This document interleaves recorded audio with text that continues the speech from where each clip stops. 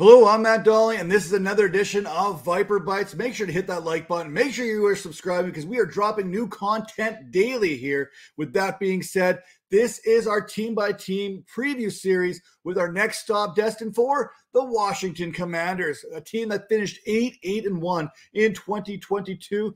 They scored 321 points, but they gave up 343. That was a negative 22 on the points forward differential. Their passing offense ranked 21st in the league, averaging 204.2 yards per game, while their run offense was 12th in the league, averaging 126.1 yards per game. On the defensive side of the ball, that pass defense, it ranked 4th in the entire National Football League. Bet you didn't know that.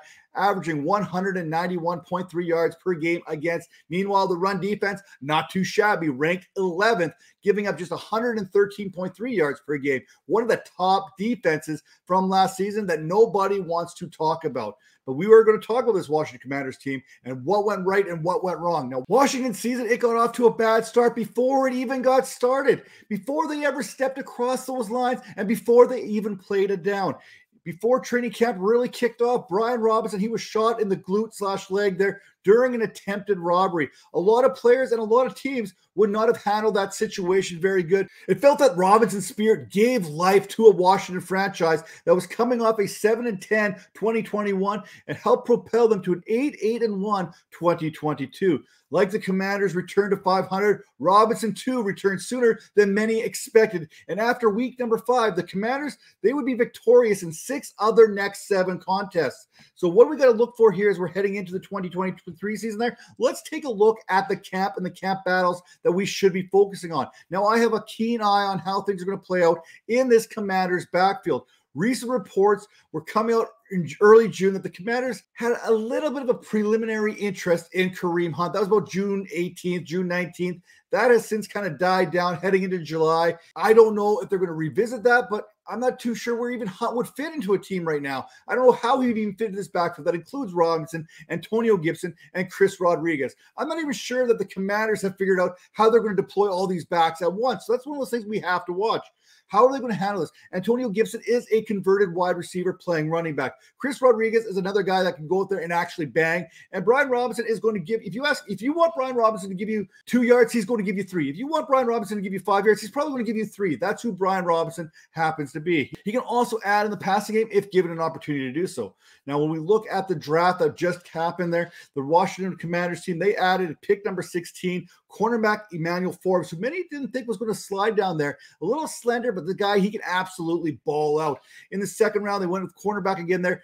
Jartavius Martin in the third round, center Ricky Stromberg, fourth round offensive tackle Brandon Daniels. In the fifth round, pick 137, KJ Henry, the edge rusher there. And in the sixth round, we talked about the running back Chris Rodriguez Jr.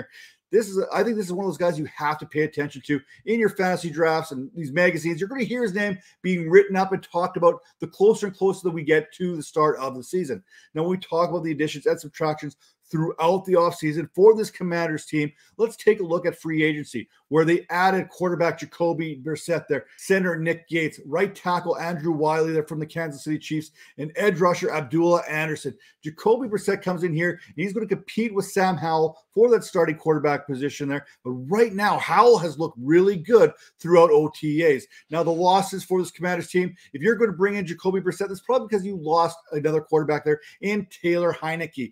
And linebacker Cole Holcomb, he's gone. Running back J.D. McKissick has not been brought back. I'm not sure if they're going to revisit that, circle back around, but right now he has not returned to Washington, as well as Bobby McCain, who's also on the way out, as well as guard Wes Schweitzer. So what was the best move that this Commanders team did this whole offseason? I'm going to go with the Commanders' decision not to sign J.D. McKissick, as long as they don't turn around and add another back, because then we get to see Antonio Gibson in that third down receiving role that Jerick McKinnon had in this Eric Bieniemy offense in Kansas City. The people, they want to see Memphis Tigers former receiver converted to running back catch passes, something we haven't really seen since he came in as a rookie. We haven't seen Antonio Gibson as a pass catcher, which blows my mind because that's what he was doing in Memphis, was catching passes.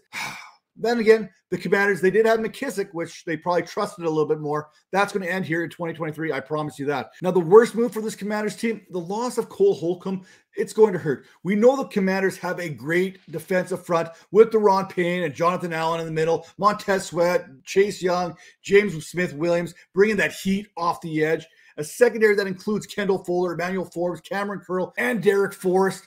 But after Jamin Davis, who had 104 tackles, Cole Holcomb had the second most tackles at the linebacker position at 69, which was 34 more than David Mayo, who looks like he's going to take over at the will position. But in 2021, Holcomb did lead this team with 142 stops. Washington, they did replace Holcomb there with Cody Barton, who did manage to have 136 tackles in Seattle. So perhaps it's not that big of a loss. It's probably the worst one as far as this defense is concerned. So what needs to happen for this Commanders team to have success in 2023? Well, Sam Howell has to prove that he's an NFL starting quarterback. He's going to get that first shot. He's already getting those reps in OTAs and training camp. But the Commanders, they did add insurance in signing Jacoby Brissett, who started for the Browns until Deshaun Watson was eligible to play in week number 13. Howell adds mobility at the quarterback position, which is a new dynamic for this offense that features a very solid run game and a trio of receivers that stack up with really any trio of receivers in the entire league. Unlike last season, this Washington team won't be sneaking up on anyone anytime soon. And if they are going to compete, they're going to have to find a way to win some games that they're not expected to win. When you have a run defense and a pass defense that both rank inside the top 12 in both those categories, you always will have a shot to win, especially if you're able to protect the ball and win those turnover battles. If Washington can do all that, they're going to find themselves in a very similar situation as last season. They're in that 7-9 win range. Right now, I'm projecting them in a little bit of a lower range there based on the quality of competition they're facing. They face the 49ers, the Jets, the Bills, the Dolphins, and an improved Broncos team, as well as those divisional battles that are never easy. So right now, I want to say that they're going to finish the season at 5-12.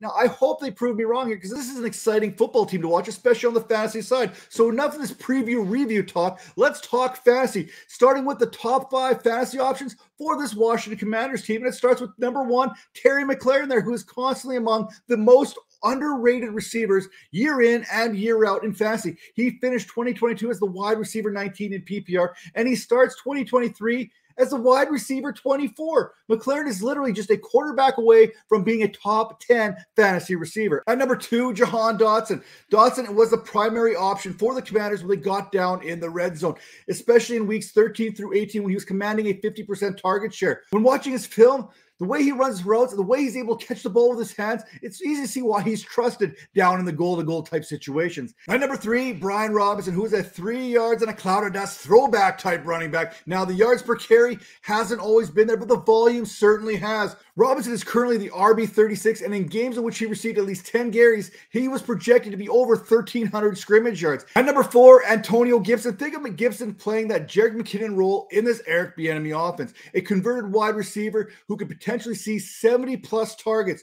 With no J.D. McKissick no longer in the fold, that means his pass catching role belongs to Gibson. And finally, at number 5, Sam Howell. It appears Howell is going to get that first shot at the starting quarterback position, but that could change again in 10 minutes. Who knows? Howell has the targets in the passing game, and he possesses that Konami code that is quite intriguing in fantasy. So who's that one player on this Washington Commanders roster that you need to add to your fantasy rosters? I get it. Some people are looking to fade Brian Robinson, and he's not that name that people want to hear about right now. But when you take a look at the numbers without context, it's understandable. Look, I get it. 3.9 yards per carry is not great. But the fact that he came in and took the RB1 job as soon as he stepped back on the field should tell you what kind of player that you are getting. That averages factors in early contests when Robinson was a rookie. Looking at the final 5 games of the season, Robinson actually averaged 4.5 yards per carry. Right now, that ADP shows 30-plus other running backs being selected ahead of Robinson. So not only is he the player that you need to have, he is the player that you're getting dirt cheap. So what about the biggest bust? I have to put someone in this spot, so I guess I'll put Terry McLaurin in here. McLaurin is the highest drafted player on this Commanders team with an ADP of 49 or wide receiver 20. Truth is, McLaurin has everything you need in order to be a true number 1, except perhaps a quarterback. The combination of Howell and Brissett does little to ease my mind when it comes to McLaren's fantasy status. At least he doesn't have to deal with Carson Wentz anymore, who limited him to about a 16% target share last season. We do have a small sample size in which McLaren and Howell were playing together, and it was promising. Back in week number 18, McLaren saw a 33% target share with Howell under center and caught 3 or 4 passes for 74 yards and a touchdown. Now, the biggest fantasy value that you're going to find here, if you miss out on Terry McLaren, you could always grab Jahan Dotson 4 or 5 rounds later, with Dotson's ADP currently at 94 or wide receiver 41. In weeks 13 through 18 last season, Dotson ranked 20th in target share at 24%, 3rd in end zone target share at 50%, and was 13th in yards per route run over that time. In that week 18 contest with Howell, Dotson caught 3 of his 4 targets for 72 yards. So I don't think it should shock anyone if Dotson ended up with more targets than McLaren in 2023. As for the fantasy sleeper, a lot of people are going to point towards Antonio Gibson filling that Jerick McKinnon type role in this Eric Bieniemy offense. And you know what? That could be a great option here. But if we're going to put people in roles and whatnot, what about Travis Kelce's role? That's the role that I'm looking for. That's the tight end I'm looking for. How about Logan Thomas being that guy that could save you your season? Coming out of nowhere is nothing new for Thomas. He did this back in 2020, was the wide receiver 3 in fantasy after being the tight end 50 the previous season. Once again, we are dismissing Thomas, and I'm not saying that he's going to be Travis Kelce, but he's going to be in line for a much larger role here in 2023. The Commanders team steps on the field, they're going to have an opportunity to win. It's that easy. They got a good defense, they got a running game, they got good wide receivers, they have a lot of what you need. It's all going to come down to what they're going to get out of their second-year quarterback, his first year under center, and that's Sam Howell, who is an intriguing option. Watching back what he was able to do at Carolina, not only could he throw the ball, but he could run for those extra yardages, which is going to make a new dynamic for this Commanders team. Unfortunately, this schedule is not very favorable. It's going to be tough for Washington. It's going to be tough for the fantasy options here on this team. So right now, I can't get behind Washington on an improved season, but I'll tell you what, they're going to be fun to watch.